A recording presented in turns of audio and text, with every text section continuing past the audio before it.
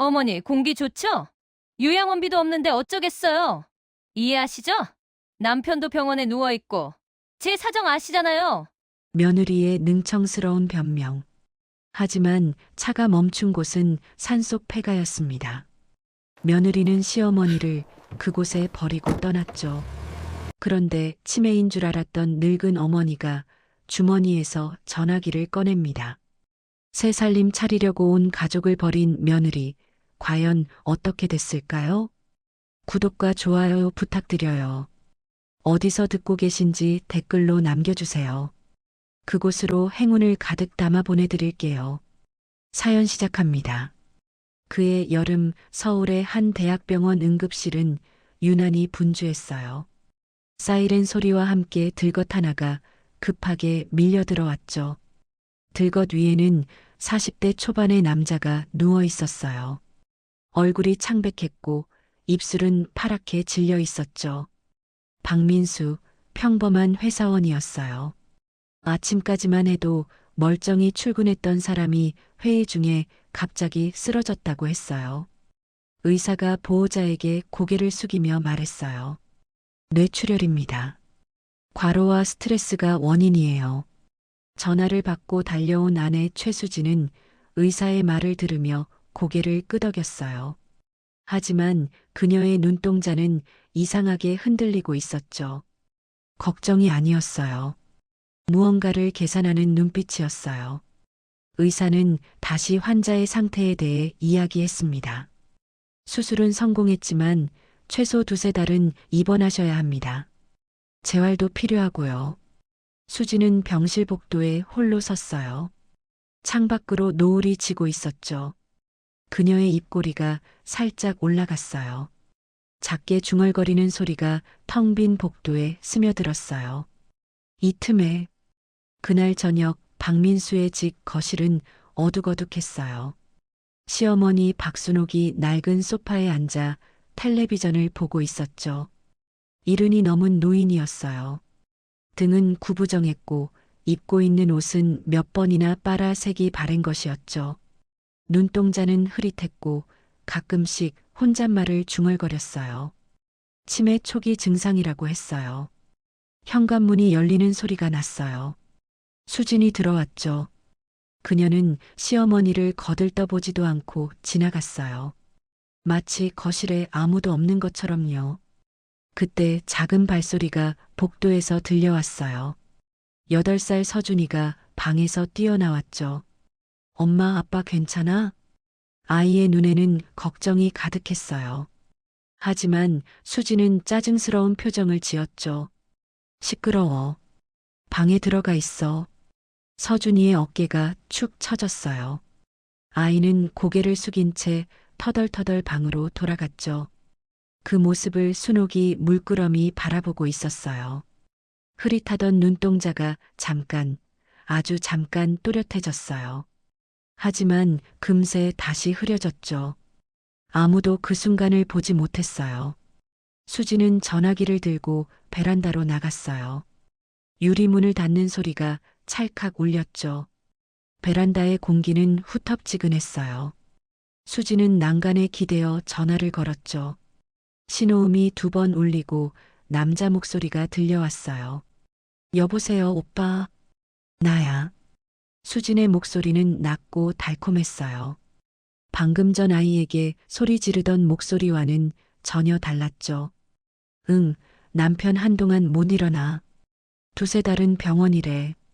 그녀는 손톱으로 난간을 톡톡 두드렸어요.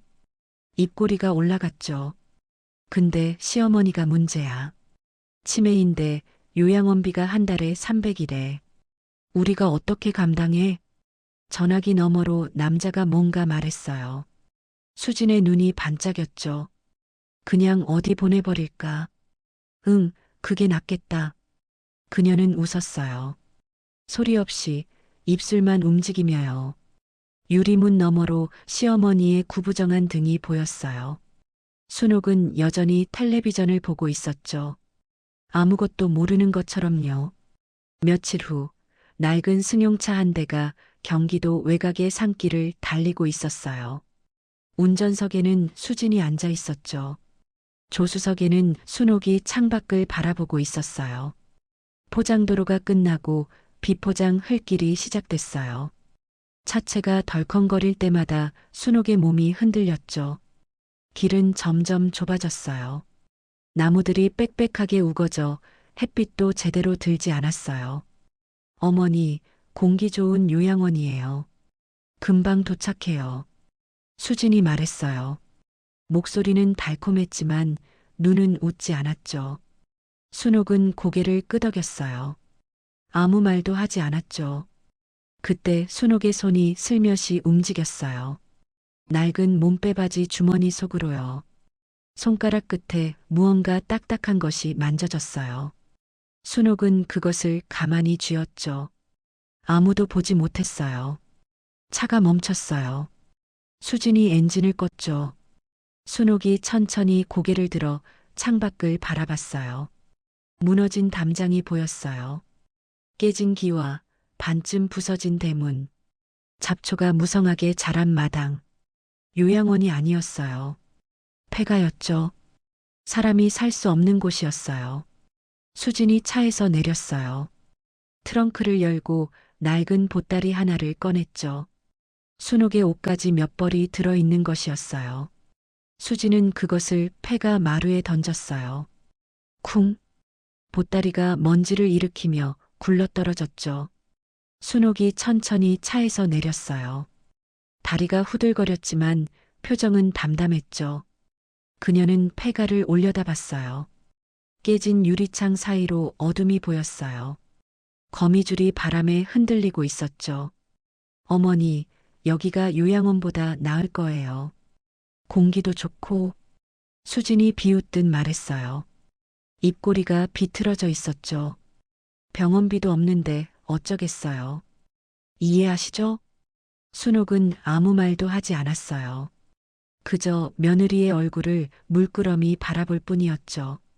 수진은 그 시선이 불편했는지 고개를 돌렸어요. 잘 지내세요. 수진이 차에 올라탔어요. 시동을 걸었죠. 순옥이 작게 입을 열었어요. 수진아, 잘 살아라. 수진은 못 들은 척했어요. 아니, 어쩌면 정말 못 들었는지도 몰라요. 차가 출발했어요. 흙먼지가 피어올랐죠. 순옥은 그 자리에 서서 차가 사라질 때까지 바라봤어요. 엔진 소리가 점점 멀어졌어요. 완전히 사라졌죠. 이제 산새 소리만 들렸어요. 바람이 불었어요. 나뭇잎이 바스락거렸죠. 순옥은 폐가 마루에 천천히 걸어가 앉았어요. 무릎이 욱신거렸지만 표정은 변하지 않았어요. 해가 기울고 있었어요. 노을빛이 폐가에 무너진 벽을 붉게 물들였죠. 순옥은 마루에 앉아 주머니에 손을 넣었어요. 손가락 끝에 작은 녹음기가 만져졌어요. 빨간 불이 깜빡이고 있었죠. 순옥이 버튼을 눌렀어요. 녹음이 멈췄어요. 또 다른 주머니에서 접힌 종이를 꺼냈어요. 누렇게 바랜 등기권리증이었죠. 강남구 테헤란로 520번지. 해성빌딩. 30층짜리 오피스 빌딩의 소유주가 적혀 있었어요. 박순옥. 순옥의 입가에 희미한 미소가 번졌어요. 흐릿하던 눈동자가 또렷하게 빛났죠. 구부정하던 등이 조금씩 펴졌어요. 더 이상 치매 노인의 모습이 아니었어요. 순옥이 주머니에서 낡은 휴대폰을 꺼냈어요. 번호를 눌렀죠. 신호음이 2번 울리고 누군가 받았어요. 태준아, 나야. 목소리가 달랐어요. 떨림 없이 단호했죠. 계획대로 해. 전화가 끊어졌어요. 순옥은 하늘을 올려다봤어요. 노을이 지고 있었죠. 첫 번째 별이 떠오르고 있었어요. 수진아, 이제 시작이다. 바람이 불었어요. 순옥의 머리카락이 흔들렸죠. 폐가의 어둠 속에서 노인의 눈이 차갑게 빛났어요. 그 시각 대학병원 5층 병실은 고요했어요. 기계음만 규칙적으로 울리고 있었죠. 박민수는 여전히 눈을 감은 채 누워 있었어요. 창가에 놓인 꽃다발은 이미 시들어 고개를 떨구고 있었죠. 며칠째 아무도 갈아주지 않은 것이었어요. 간호사가 병실 문을 열고 들어왔어요. 링거를 확인하고 차트에 뭔가를 적었죠. 복도로 나가며 동료 간호사에게 말했어요. 501호 보호자, 요즘 통 안 오시네. 그러게. 처음엔 매일 왔는데 두 사람의 목소리가 복도에서 멀어졌어요. 병실 안에는 다시 기계음만 남았죠. 민수의 손가락이 미세하게 떨렸어요. 하지만 아무도 그걸 보지 못했어요. 병실에는 아무도 없었으니까요. 같은 시각 강남의 한 고급 레스토랑은 은은한 조명 아래 와인 향기가 감돌았어요. 수진이 창가 테이블에 앉아 있었죠. 맞은편에는 40대 중반의 남자가 앉아 있었어요. 번지르르한 양복, 손목에는 명품 시계가 빛났죠. 김정호, 수진의 외도 상대였어요. 시어머니 일은 잘 처리됐어? 정호가 와인을 한 모금 마시며 물었어요. 수진은 미소를 지었죠. 교활한 미소였어요. 산속에 두고 왔어.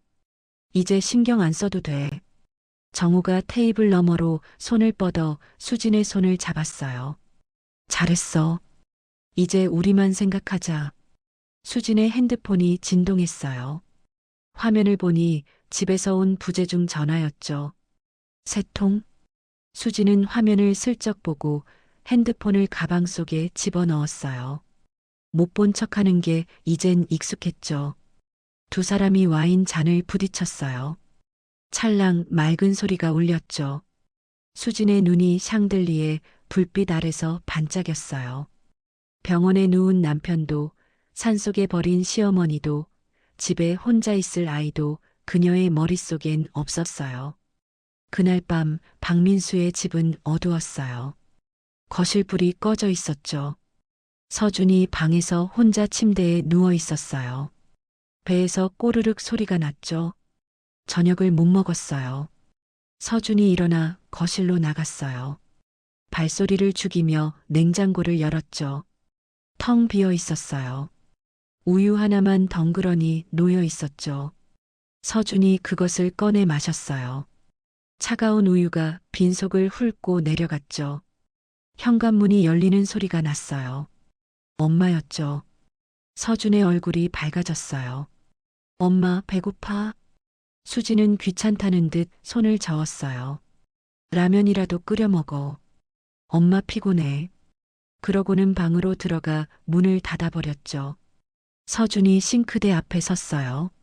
라면 봉지를 꺼냈죠. 가스레인지 불을 켜는 손이 서툴렀어요. 물이 끓기를 기다리며 서준이 창밖을 바라봤어요. 달이 떠 있었죠. 할머니가 보고 싶었어요. 며칠 후 산속 폐가에는 아침 햇살이 비치고 있었어요. 새들이 지저귀는 소리가 고요한 숲에 울려 퍼졌죠. 순옥이 마루에 앉아 낡은 보따리에서 옷을 꺼내 정리하고 있었어요. 그 모습은 평온해 보였지만 눈빛은 또렷하게 빛나고 있었죠. 휴대폰이 울렸어요. 순옥이 받았죠. 회장님, 김태준입니다. 차량 보냈습니다. 알았어. 고마워. 순옥이 전화를 끊고 일어섰어요. 등이 펴졌죠. 구부정하던 모습은 온데간데 없었어요. 멀리서 검은 세단이 천천히 산길을 올라오는 게 보였죠. 차가 폐가 앞에 멈췄어요. 뒷문이 열리고 순옥이 탔죠. 운전석에는 정장을 입은 50대 남자가 앉아 있었어요. 김태준, 30년간 순옥의 비밀을 지켜온 변호사였죠. 별장으로 모시겠습니다, 회장님. 순옥은 고개를 끄덕이다가 멈췄어요. 창밖을 바라보며 물었죠.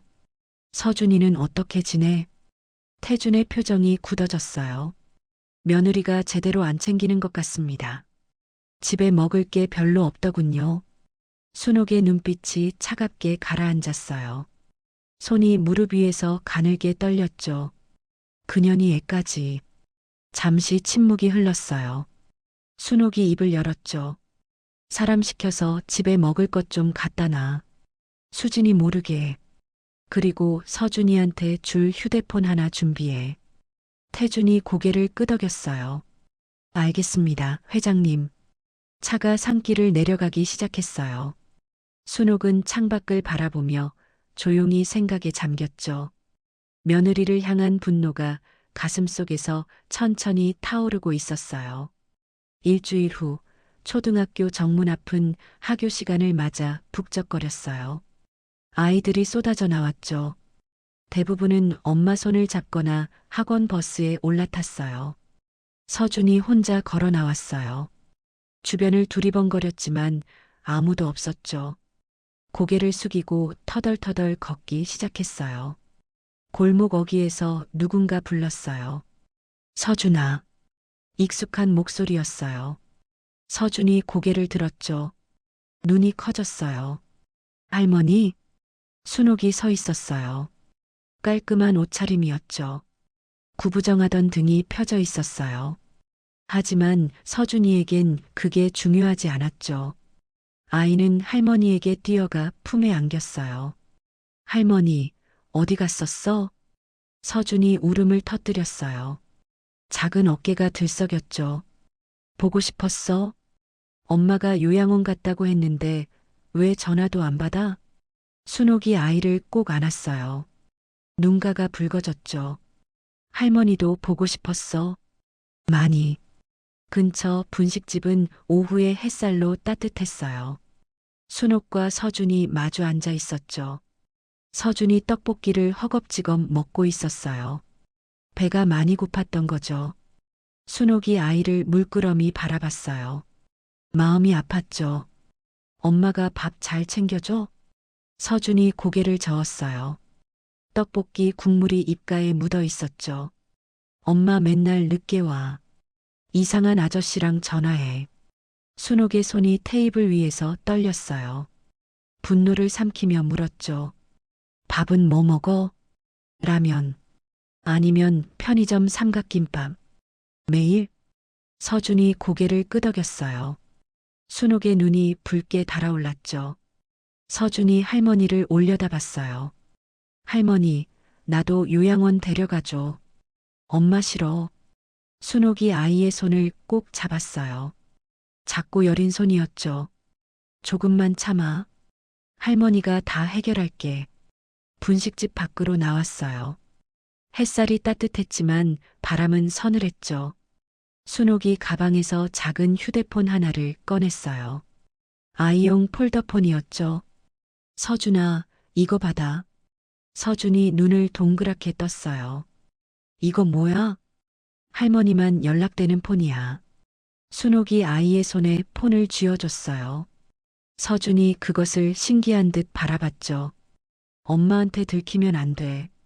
비밀이야. 서준이 고개를 끄덕였어요. 폰을 주머니 깊숙이 넣었죠. 순옥이 아이의 머리를 쓰다듬었어요. 무섭거나 힘들면 언제든 전화해. 할머니가 꼭 데리러 올게. 약속? 서준의 눈에 눈물이 글썽였어요. 아이는 고개를 끄덕이며 할머니 손을 꼭 쥐었죠. 두 사람이 헤어졌어요. 서준이 골목을 돌아 사라질 때까지 순옥은 그 자리에 서서 바라봤어요. 아이가 자꾸 뒤를 돌아봤죠. 순옥이 손을 흔들어 줬어요. 아이의 모습이 사라지자 순옥의 표정이 달라졌어요.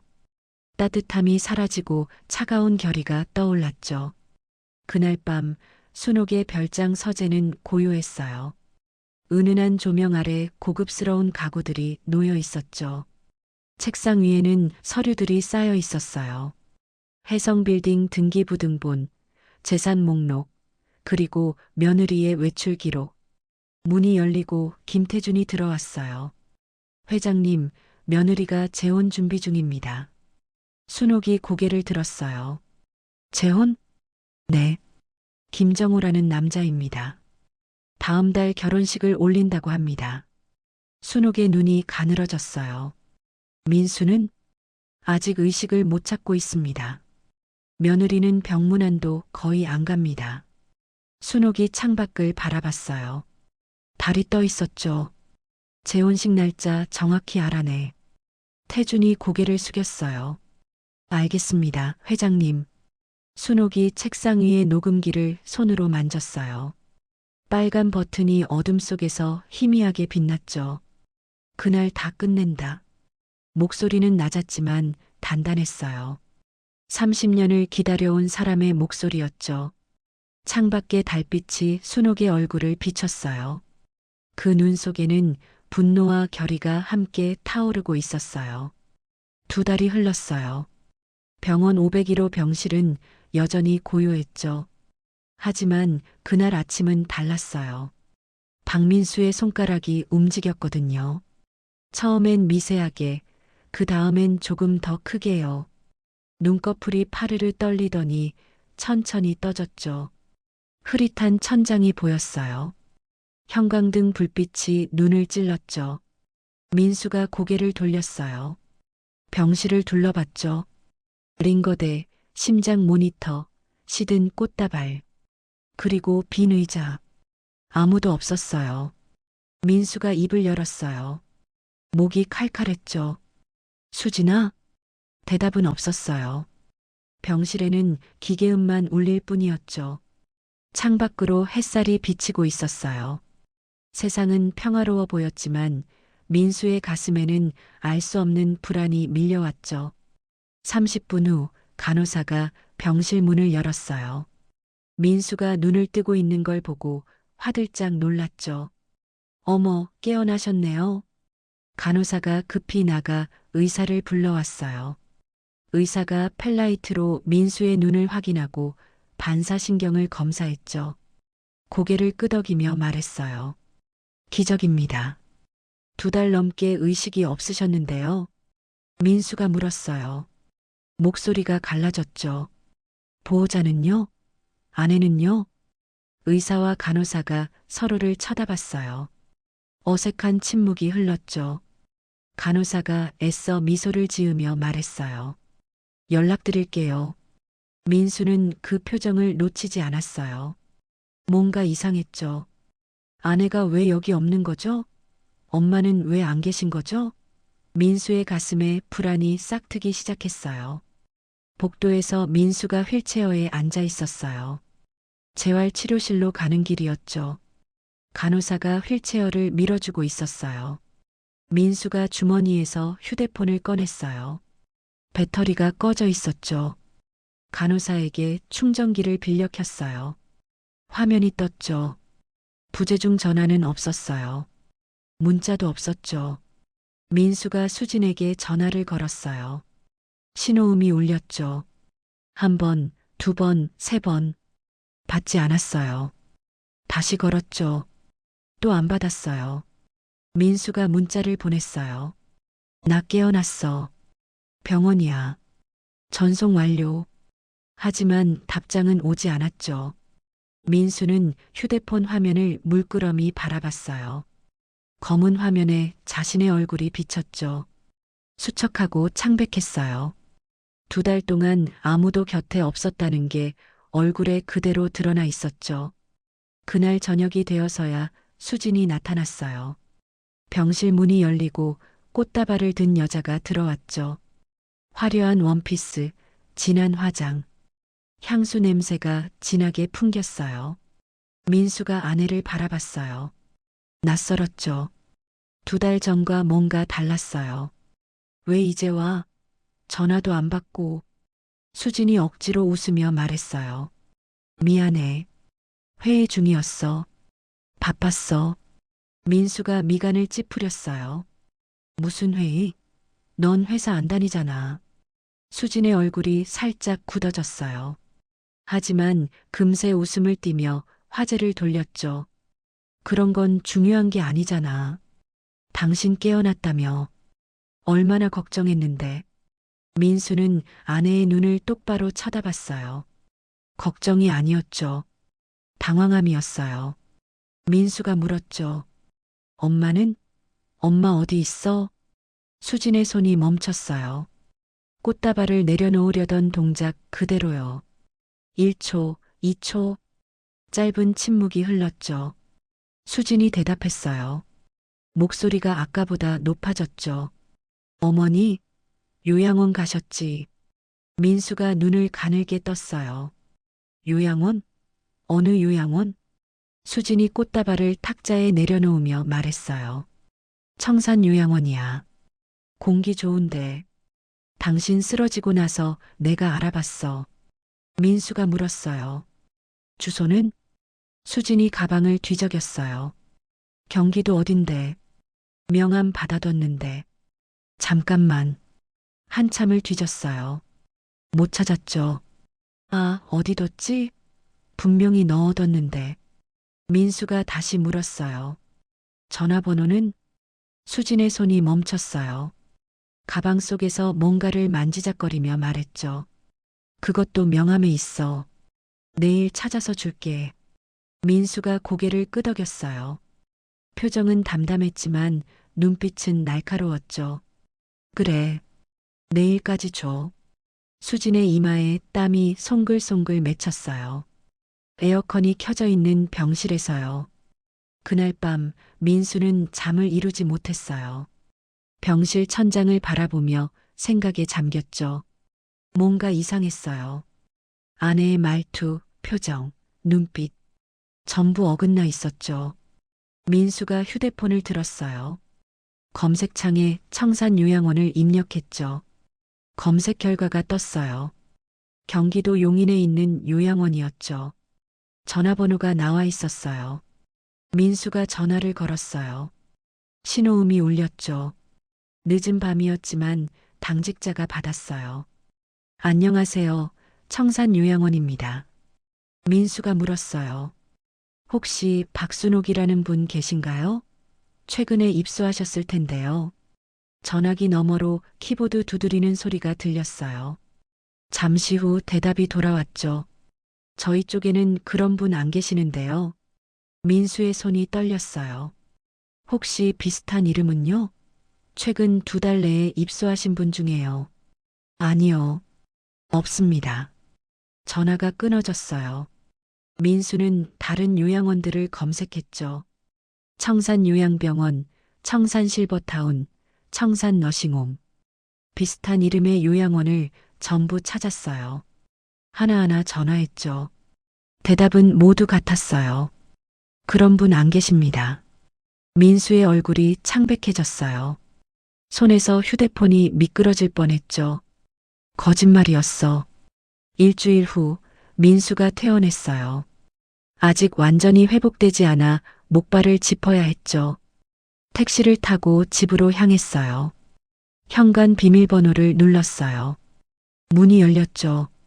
집안은 어수선했어요. 청소가 안 돼 있었죠. 먼지가 쌓여 있었고 싱크대에는 설거지가 밀려 있었어요. 서준아? 대답 대신 작은 발소리가 들려왔어요.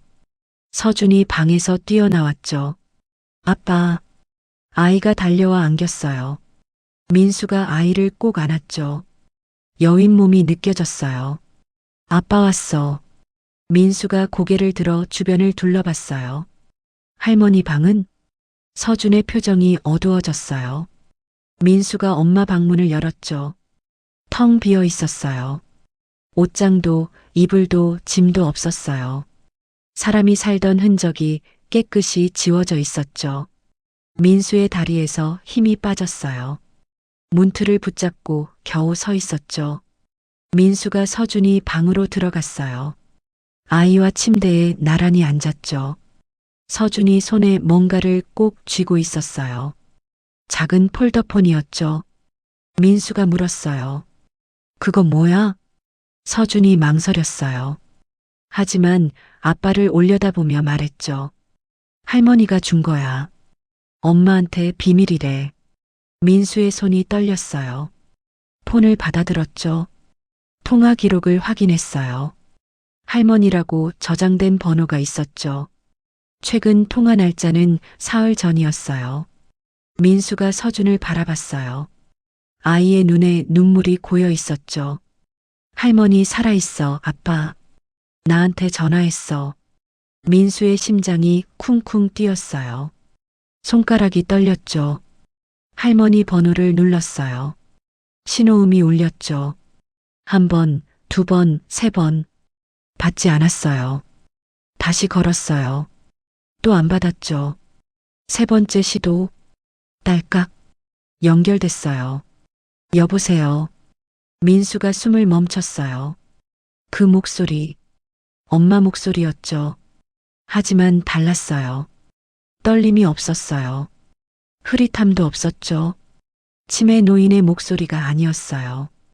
민수가 떨리는 입술로 말했어요. 엄마. 전화기 너머로 잠시 침묵이 흘렀어요. 그리고 순옥의 목소리가 들려왔죠. 민수야, 깨어났구나. 그 한마디에 민수의 눈에서 눈물이 흘렀어요. 하지만 동시에 알 수 없는 혼란이 밀려왔죠. 이 목소리는 누구였을까요? 자신이 알던 엄마가 맞는 걸까요? 민수는 전화기를 꽉 쥐고 있었습니다. 손이 떨렸죠. 엄마의 목소리가 귓가에 맴돌았어요.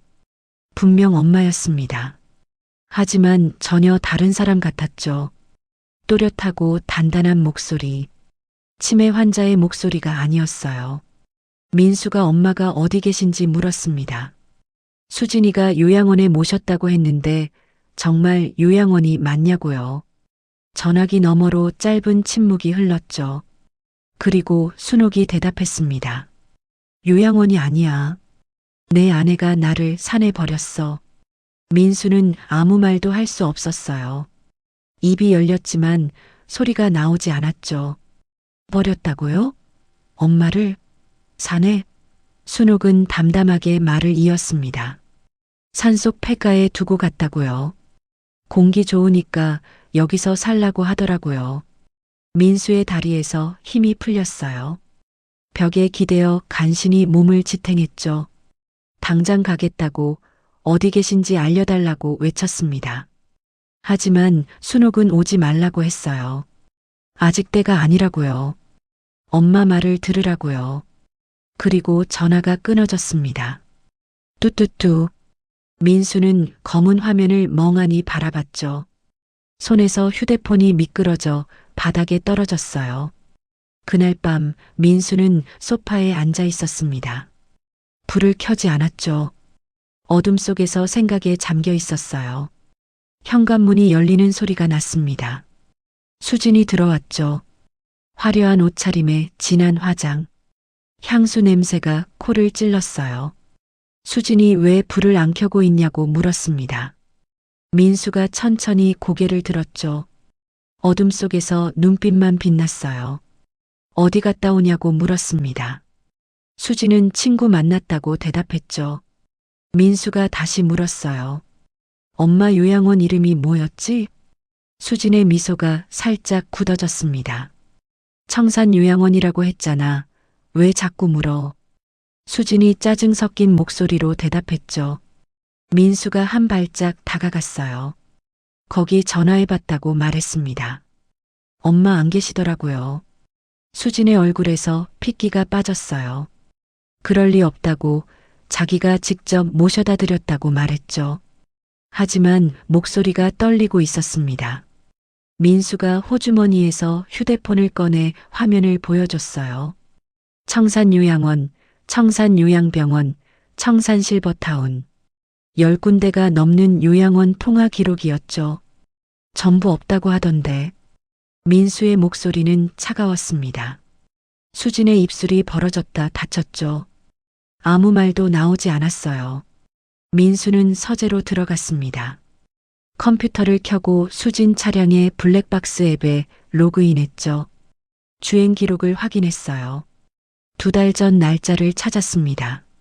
서울에서 출발해서 경기도 외곽으로 이동하는 경로가 찍혀 있었어요. 점점 깊은 산속으로 들어갔죠. 산 한가운데에서 30분간 정차. 그리고 다시 서울로 복귀.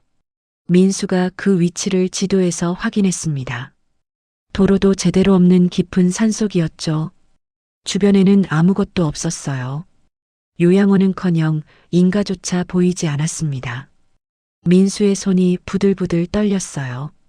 주먹을 꽉 쥐었죠. 손톱이 손바닥을 파고들었습니다. 이게 대체 어디냐고, 여기가 뭐냐고 중얼거렸어요. 화면 속 지도는 아무 대답도 해주지 않았죠. 다음 날 아침 민수는 차를 몰고 그 장소로 향했습니다. 아직 완쾌되지 않아 운전이 힘들었죠. 하지만 멈출 수 없었어요. 진실을 확인해야 했으니까요. 포장도로가 끝나고 비포장 흘길이 시작됐습니다. 차체가 덜컹거렸죠. 길은 점점 좁아졌어요. 나뭇가지가 차창을 긁었습니다. 그리고 마침내 차가 멈췄죠. 눈앞에 폐가가 있었어요. 무너진 담장, 깨진 기와 잡초가 무성한 마당. 사람이 살 수 없는 곳이었습니다. 민수가 차에서 내렸죠. 목발을 짚고 천천히 다가갔어요. 마루에 낡은 보따리가 놓여 있었습니다. 민수가 그것을 집어들었죠. 열어봤어요. 엄마의 옷이었습니다. 낡고 빛바랜 옷가지들. 바닥에는 지팡이가 떨어져 있었죠. 엄마의 지팡이. 손잡이가 달아 있었어요. 30년을 짚고 다닌 흔적이었습니다. 민수의 무릎이 꺾였어요. 마루에 주저앉았죠. 지팡이를 끌어안았습니다. 엄마가 여기서 밤을 보냈다고요. 이 무너진 폐가에서 혼자서. 목소리가 터져 나왔어요. 눈물이 뺨을 타고 흘러내렸죠. 민수는 한참 동안 그 자리에 앉아 있었습니다. 얼마나 시간이 흘렀는지 몰랐죠. 해가 기울고 있었어요. 그때 휴대폰이 울렸습니다. 화면을 봤죠. 할머니. 서준이 폰에 저장된 번호였어요. 민수가 전화를 받았습니다. 순옥의 목소리가 들려왔죠. 거기 갔구나. 민수가 어떻게 아셨냐고 물었어요. 엄마가 다 보고 있다고 순옥이 대답했습니다. 민수가 일어서며 물었죠. 지금 어디 계시냐고 만나야 한다고요. 순옥이 말했습니다. 강남 해성빌딩으로 오라고요. 민수가 되물었어요. 해성빌딩이 왜요? 거기가 뭔데요? 순옥은 짧게 대답했죠. 와서 보면 알 거라고요. 그리고 전화가 끊어졌습니다. 해성빌딩은 강남 한복판에 우뚝 서 있었어요. 30층짜리 유리 빌딩이었죠. 민수가 로비에 들어섰습니다. 고급스러운 대리석 바닥, 반짝이는 샹들리에. 정장 입은 사람들이 오갔어요. 경비원이 다가왔습니다. 박민수님이시냐고 물었죠. 민수가 고개를 끄덕이자 경비원이 공손하게 말했어요. 회장님께서 기다리고 계십니다. 30층으로 올라가세요. 민수의 눈이 커졌습니다. 회장님이라고요? 경비원이 엘리베이터를 안내했죠. 민수는 어리둥절한 표정으로 엘리베이터에 올랐어요. 30층 버튼을 눌렀습니다. 숫자가 올라갈 때마다 심장이 빠르게 뛰었죠. 엘리베이터 문이 열렸습니다. 고급스러운 복도가 펼쳐졌죠. 두꺼운 카펫, 은은한 조명. 복도 끝에 커다란 문이 있었어요. 회장실이라고 적혀 있었습니다. 민수가 문을 두드렸죠. 들어오라는 목소리가 들렸어요. 엄마 목소리였습니다. 문을 열자 넓은 사무실이 펼쳐졌죠. 창문 너머로 강남의 야경이 보였어요. 빌딩 숲이 반짝이고 있었습니다. 그리고 책상 앞에 누군가 앉아 있었죠. 순옥이었어요. 하지만 민수가 알던 엄마가 아니었습니다. 검은 정장을 입고 있었죠. 머리는 단정하게 정돈되어 있었어요. 구부정하던 등이 쭉 펴져 있었습니다. 흐릿하던 눈동자가 또렷하게 빛나고 있었죠. 민수가 얼어붙었어요. 입이 벌어졌지만 말이 나오지 않았습니다. 순옥이 일어서서 천천히 아들에게 다가왔죠. 앉아, 민수야. 민수는 의자에 앉았어요. 다리에 힘이 없었습니다. 여기가 뭐냐고, 이게 대체 뭐냐고 물었죠. 순옥이 창문 쪽으로 걸어가며 대답했어요. 이 빌딩이 엄마 거야. 30년 전에 이 땅을 샀는데 그때는 논밭이었다고요. 민수는 말을 잇지 못했습니다. 순옥이 계속 말했죠. 빌딩 가치 500억. 월 임대료 5억. 민수의 입이 더 크게 벌어졌어요. 엄마가 회장님이셨어요? 순옥이 돌아보며 대답했습니다. 보고 싶었다고요. 자기 가족이 어떤 사람들인지. 민수가 고개를 숙였어요. 가슴이 먹먹했죠. 순옥이 서랍에서 청첩장을 꺼내 민수에게 건넸습니다. 신부 최수진, 신랑 김정호. 다음 주 토요일 결혼식. 민수의 손에서 청첩장이 구겨졌어요. 손이 떨렸죠. 순옥이 말했습니다. 그날 엄마가 다 끝낼 거야. 민수가 고개를 들었어요. 눈에 눈물이 고여 있었지만 그 속에는 분노도 함께 타오르고 있었죠. 저도 갈게요. 드디어 그날이 밝았습니다. 하늘은 맑았고 바람은 따뜻했죠. 강남의 한 고급 웨딩홀 앞에는 화환들이 줄지어 서 있었어요.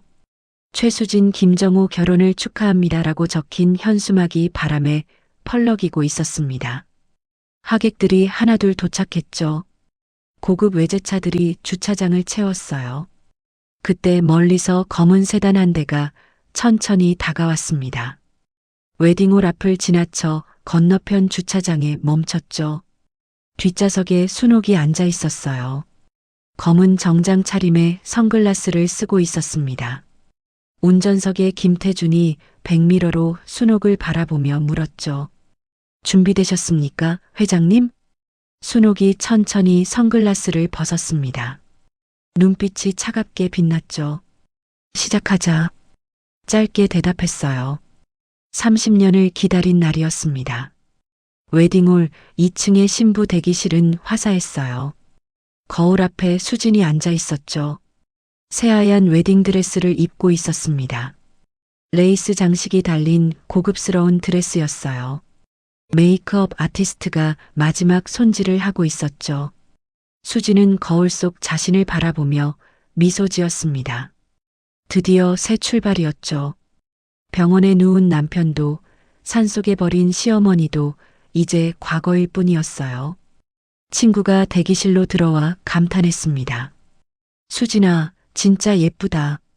수진이 웃으며 대답했어요. 고맙다고. 이제 진짜 행복해질 거라고요. 친구가 거울 옆에 서며 전 남편은 어떻게 됐냐고 물었습니다. 수진이 손을 흔들었죠. 이혼 서류 보냈으니 알아서 사인하겠지. 라며 대수롭지 않게 말했어요. 친구가 또 물었습니다. 시어머니는요? 수진의 표정이 찰나 굳어졌다가 다시 밝아졌죠. 요양원에 잘 계셔. 수진이 거울 속 자신을 바라보며 미소 지었습니다. 오늘은 자신의 날이라고 생각했죠. 예식장 입구에서 신랑 김정호가 하객들을 맞이하고 있었습니다. 번지르르한 턱시도를 입고 있었죠. 환한 미소를 짓고 있었지만 눈은 웃지 않았어요. 친구가 다가와 어깨를 두드리며 축하한다고 했습니다. 정호가 친구에게 귓속말했어요. 전 남편 재산 정리되면 꽤 들어온다더라고요. 친구가 낮게 웃으며 역시 눈이 높다고 했죠. 정호가 덧붙였습니다. 시어머니가 좀 걸리긴 했는데 처리했다더라고. 친구가 처리라니 뭐냐고 물었어요. 정호가 손을 저었죠. 요양원 보냈대. 신경 꺼. 두 사람이 웃으며 예식장 안으로 들어갔습니다. 그들은 몰랐어요. 로비 기둥 뒤에서 누군가 그 대화를 전부 듣고 있었다는 걸요. 민수였습니다. 주먹이 부르르 떨리고 있었죠. 오후 2시 예식이 시작됐습니다.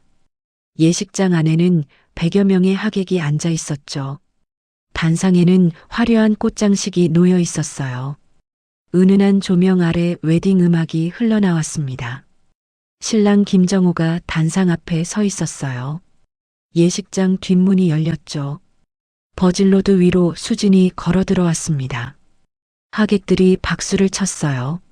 수진은 미소 지으며 천천히 걸었죠. 인생 최고의 순간이라고 생각했습니다. 단상에 올라 정호와 나란히 섰어요. 주례가 마이크를 잡았죠. 지금부터 결혼식을 시작하겠다고 말했습니다. 하객들이 조용해졌어요. 주례가 입을 열었죠. 혼인 서약을 하기 전에 이 결혼에 이의가 있는 분이 계시냐고요. 형식적인 질문이었습니다. 잠시 침묵이 흘렀어요. 수진이 살짝 미소 지었죠. 그때였습니다. 예식장 뒷문이 벌컥 열렸어요. 모든 시선이 뒤로 향했죠. 문 앞에 한 여자가 서 있었습니다. 검은 정장, 단정한 머리, 곱게 편 등. 순옥이었어요. 수진의 얼굴이 하얗게 질렸죠. 순옥이 천천히 걸어 들어왔습니다. 구두 소리가 조용한 예식장에 울려 퍼졌어요. 이에 있습니다. 순옥의 목소리는 낮았지만 또렷했죠. 예식장 구석구석까지 울려 퍼졌습니다. 하객들이 웅성거리기 시작했어요. 저분이 누구냐고요. 수진의 다리가 떨렸습니다. 겨우 입을 열었죠. 어머니라고 작게 불렀어요. 순옥이 단상 앞까지 걸어왔습니다. 정우가 당황하며 이분이 누구냐고 물었죠. 신부의 시어머니입니다. 하객들이 다시 웅성거렸어요. 시어머니라고 재혼인데 왜 시어머니가 나타났냐고요. 순옥이 가방에서 작은 녹음기를 꺼냈습니다. 수진의 눈이 커졌죠. 어머니, 제발요. 하지만 순옥은 멈추지 않았습니다. 재생 버튼을 눌렀죠. 녹음이 흘러나왔어요. 수진의 목소리였습니다. 어머니, 여기가 요양원보다 나을 거예요. 공기도 좋고. 웃음 섞인 목소리였죠. 병원비도 없는데 어쩌겠어요. 이해하시죠? 하객들의 얼굴이 굳어졌습니다. 녹음은 계속됐어요. 우리 동네 망신당하기 싫으니까. 수진이 비명처럼 그만하라고 소리쳤습니다. 하지만 이미 늦었죠. 모든 하객이 들었어요. 순옥이 녹음기를 멈췄습니다. 예식장 안이 술렁거렸죠. 시어머니를 산에 버렸다고 저게 사람이냐고요. 정우의 얼굴이 창백해졌어요. 하지만 충격 때문이 아니었습니다. 하객들의 시선이 무서웠던 거죠. 자기도 알고 있었다는 게 들통날까 봐요. 정우가 재빨리 수진에게서 멀어졌습니다. 나는 몰랐어. 요양원 보냈다고 들었지. 버렸다는 소린 처음 들어. 새빨간 거짓말이었죠. 하지만 정우는 살아남아야 했습니다. 수진이 정우의 팔을 붙잡았어요. 오빠, 뭐라는 거야? 오빠도 알고 있었잖아. 정우가 팔을 뿌리쳤습니다. 얼굴이 일그러졌죠. 미쳤어? 나한테 뒤집어 씌우려고? 나 이런 여자랑 결혼 못한다며 단상에서 내려왔어요. 수진을 이용할 대로 이용하고 위기가 오자 꼬리를 자르는 거였습니다. 수진이 드레스 자락을 끌며 뒤쫓았죠. 하지만 정우는 뒤도 돌아보지 않았어요. 예식장 문을 박차고 나갔습니다. 수진이 문 앞에서 멈췄어요. 정우는 이미 사라졌죠. 천천히 돌아섰습니다. 백상의 눈이 자신을 쳐다보고 있었어요. 경멸이 담긴 눈빛이었죠. 그때 예식장 옆문이 열렸습니다. 민수가 들어왔어요. 수진이 민수를 보고 얼어붙었죠. 당신이 왜 여기 있냐고 말이 떨렸습니다. 민수가 천천히 다가왔어요. 손에 서류 봉투가 들려 있었죠. 이혼 서류야. 내가 먼저 사인했어. 수진의 손에서 부케가 떨어졌습니다. 바닥에 꽃잎이 흩어졌죠. 하객들 사이에서 누군가 일어섰어요. 수진의 친정엄마였습니다. 얼굴이 불그락푸르락했죠. 성큼성큼 다가왔어요. 내가 시어머니를 산에 버렸어. 수진이 고개를 저었습니다. 엄마 내 말 좀 들어봐요. 말이 끝나기도 전에 친정엄마의 손이 올라갔죠. 찰싹 수진의 뺨을 때렸습니다. 이 못된 것, 우리 집안 망신이야. 수진이 뺨을 감싸며 비틀거렸어요. 친정엄마가 돌아서며 나 오늘 딸 없다고 말했죠. 친정 식구들이 모두 일어나 출구로 향했습니다. 아무도 뒤돌아보지 않았어요. 하객들이 하나둘 자리를 떴습니다. 저런 년은 처음 봤다고 수군거리며 나갔죠. 예식장이 텅 비어갔어요. 의자만 덩그러니 남았습니다. 수진이 바닥에 주저앉았어요. 새하얀 웨딩드레스가 구겨졌죠. 순옥이 수진 앞에 섰습니다. 수진이 올려다봤어요. 눈물과 화장이 범벅이 된 얼굴이었죠. 수진이 순옥의 다리를 붙잡았습니다. 잘못했다고, 제발 용서해달라고 울부짖었어요. 순옥이 차갑게 내려다봤죠. 다리를 빼며 물러섰습니다. 이제 무슨 기분인지 알겠니? 버려지는 기분. 수진이 바닥에 엎드려 울었어요. 하지만 순옥은 돌아보지 않았죠. 민수가 순옥 옆에 섰습니다. 엄마가 자고 말했어요. 두 사람이 출구를 향해 걸어갔죠. 수진의 울음소리가 텅 빈 예식장에 울려 퍼졌습니다. 웨딩홀 주차장에 검은 세단이 대기하고 있었어요. 김태준이 문을 열어줬죠. 순옥과 민수가 나란히 걸어왔습니다. 바람이 불었어요. 순옥의 머리카락이 흩날렸죠. 민수가 물었습니다. 이제 어떻게 하실 거냐고요? 순옥이 차에 타며 대답했어요. 서준이 데리러 가야지. 민수가 고개를 끄덕이며 같이 가겠다고 했습니다. 두 사람이 차에 탔어요. 문이 닫혔죠. 차가 천천히 출발했습니다. 웨딩홀이 멀어졌어요. 순옥이 창밖을 바라봤죠. 해가 기울고 있었습니다. 노을빛이 강남의 빌딩 숲을 물들이고 있었어요. 30년을 기다린 순간이었죠. 드디어 끝났습니다. 멀리서 수진의 울음소리가 희미하게 들려왔어요. 하지만 순옥은 뒤돌아보지 않았죠. 앞만 바라봤습니다. 이제 손주를 데리러 갈 시간이었으니까요. 그날 저녁 검은 세단이 민수의 아파트 앞에 멈췄습니다. 순옥과 민수가 차에서 내렸죠. 노을빛이 아파트 외벽을 붉게 물들이고 있었어요. 민수가 현관 비밀번호를 눌렀습니다. 문이 열렸죠. 거실에 불이 켜져 있었어요. 낯선 여성이 서준이와 나란히 소파에 앉아 있었습니다. 30대 초반의 단정한 차림이었죠. 테이블 위에는 김이 모락모락 나는 된장찌개와 반찬들이 놓여 있었어요. 민수가 물었습니다. 누구시냐고요? 순옥이 대답했죠. 내가 보낸 사람이야.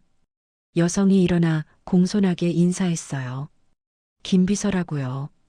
회장님 지시로 서준이를 돌보고 있었다고 했습니다. 민수가 순옥을 바라봤죠. 언제부터냐고 물었어요. 순옥이 대답했습니다. 수진이가 애를 방치하는 거 알고 나서라고요. 한 달 전부터 수진이 외출하면 김 비서가 와서 밥 챙기고 돌봐줬다고요. 민수가 고개를 숙였죠. 몰랐다고, 그 정도인 줄 몰랐다고요. 서준이가 끼어들었어요. 이 누나가 밥 해줬어. 엄마보다 훨씬 잘해줘. 순옥의 눈빛이 흔들렸습니다. 가슴이 먹먹했죠. 김 비서가 가방을 챙기며 말했어요. 이만 물러가겠다고요. 순옥이 고개를 끄덕였습니다. 수고했다고요. 김 비서가 문을 열고 나가려는데 서준이가 뛰어갔죠. 누나, 또 와? 김 비서가 서준이 머리를 쓰다듬으며 웃었어요. 이제 할머니가 계시니까 괜찮을 거라고요. 서준이가 고개를 끄덕였습니다. 하지만 아쉬운 표정이었죠. 김 비서가 나간 뒤 서준이가 순옥을 올려다봤어요. 눈이 동그래졌습니다. 할머니? 서준이가 뛰어와 순옥에게 안겼죠. 순옥이 아이를 꼭 안았어요. 할머니 왔어. 나직이 말했습니다.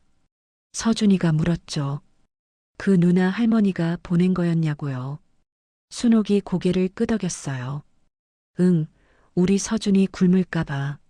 서준이의 눈에 눈물이 고였습니다.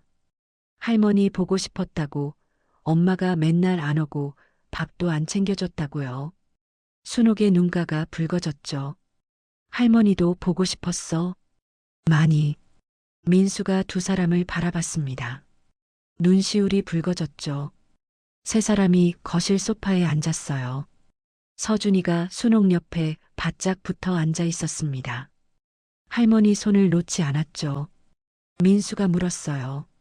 서준아, 할머니랑 아빠랑 같이 살래? 서준이가 고개를 끄덕였습니다. 응, 엄마 싫어.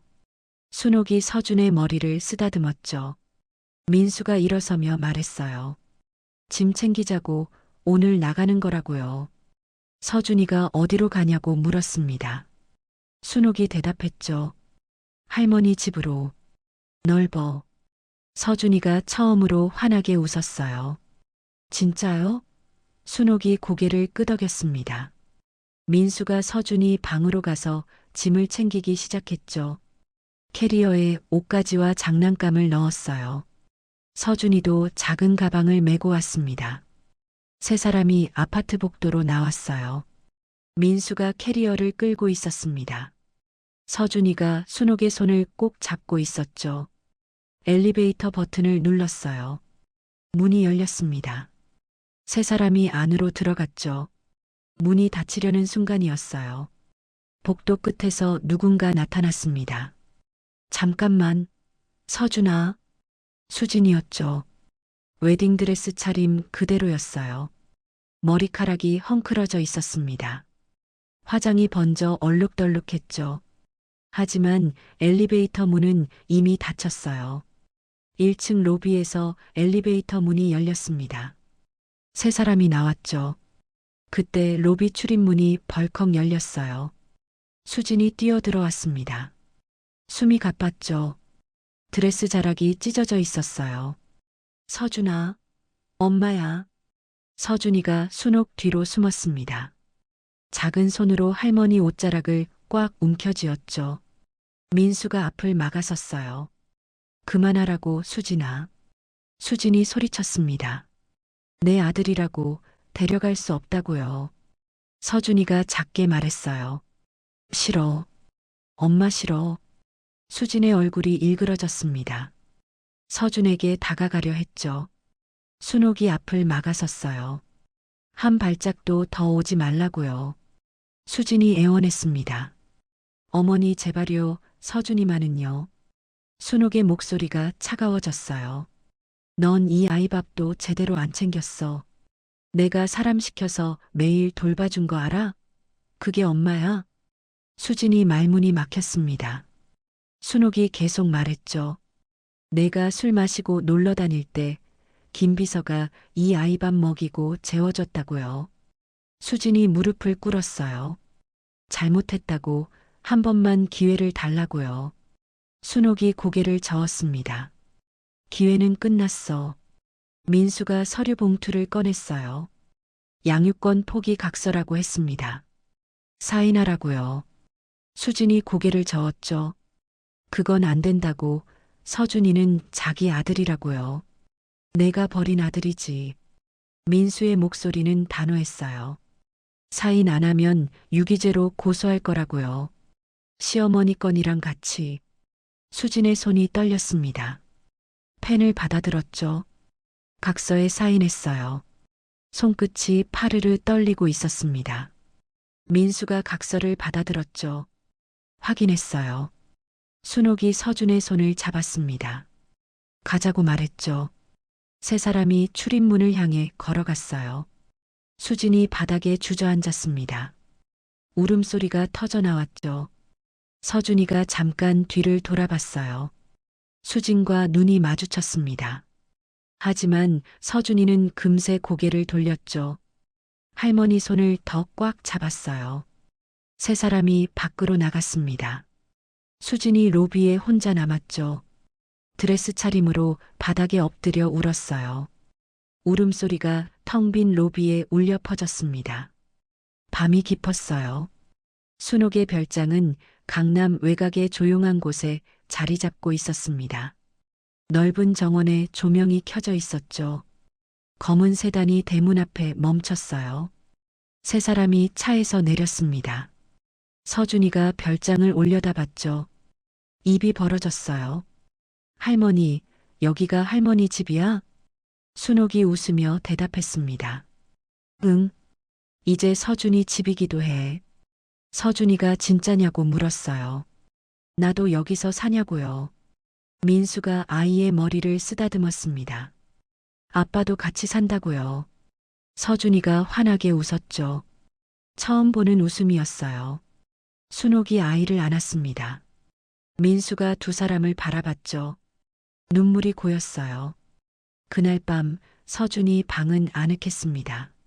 새 침대에 푹신한 이불이 깔려 있었죠. 서준이가 침대에 누웠어요. 순옥이 이불을 덮어줬습니다. 할머니, 안 가지? 순옥이 대답했죠. 안 가.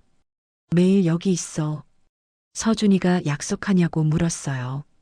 순옥이 새끼손가락을 내밀었습니다. 약속이라고요. 두 사람이 새끼손가락을 걸었죠.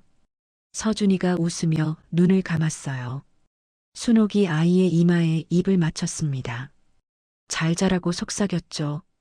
순옥이 방을 나와 문을 살짝 닫았어요. 복도에 민수가 서 있었습니다. 엄마를 기다리고 있었죠.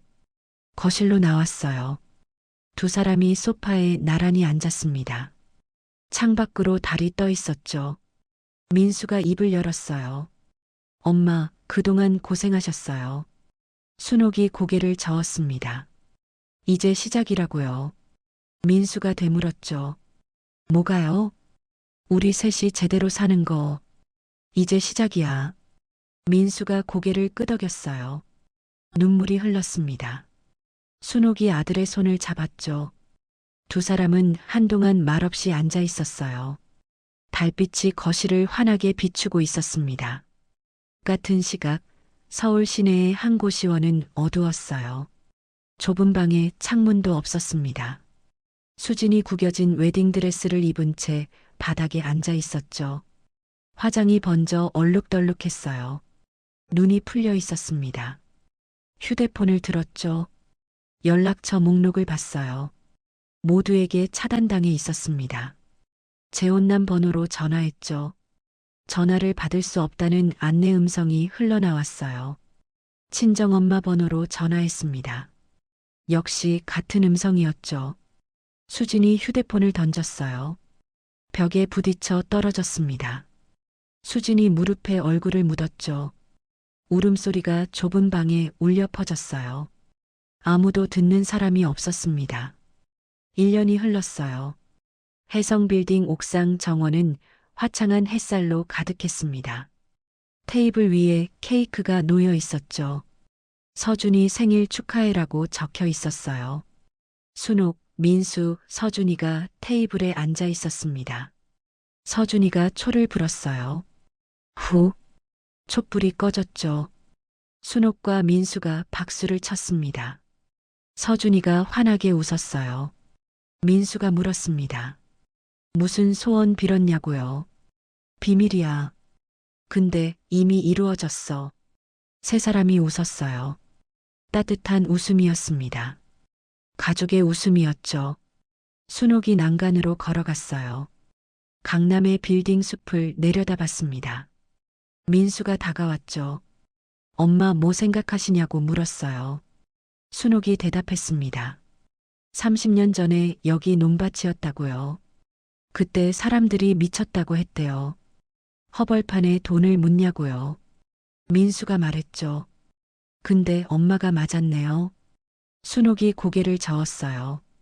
아니, 진짜 재산은 적어야. 순옥이 고개를 돌렸습니다. 서준이가 케이크를 먹으며 웃고 있었죠. 민수가 고개를 끄덕였어요. 알겠다는 듯이 서준이가 뛰어왔습니다. 할머니, 케이크 먹자. 순옥이 아이의 손을 잡았어요. 세 사람이 테이블로 돌아갔습니다. 바람이 불었죠. 따뜻한 봄바람이었어요. 순옥이 하늘을 올려다봤습니다. 맑고 푸른 하늘이었죠. 순옥의 입가에 미소가 번졌어요. 돈이 재산이 아니었습니다. 내 옆에 남은 가족. 그게 진짜 재산이었죠. 오늘의 사연 어떠셨나요? 며느리에게 버림받은 어머니의 통쾌한 복수극이었습니다. 결국 진짜 재산은 돈이 아니라 곁에 남은 가족이었죠. 다음 영상에서 또 만나요. 구독과 좋아요 부탁드립니다.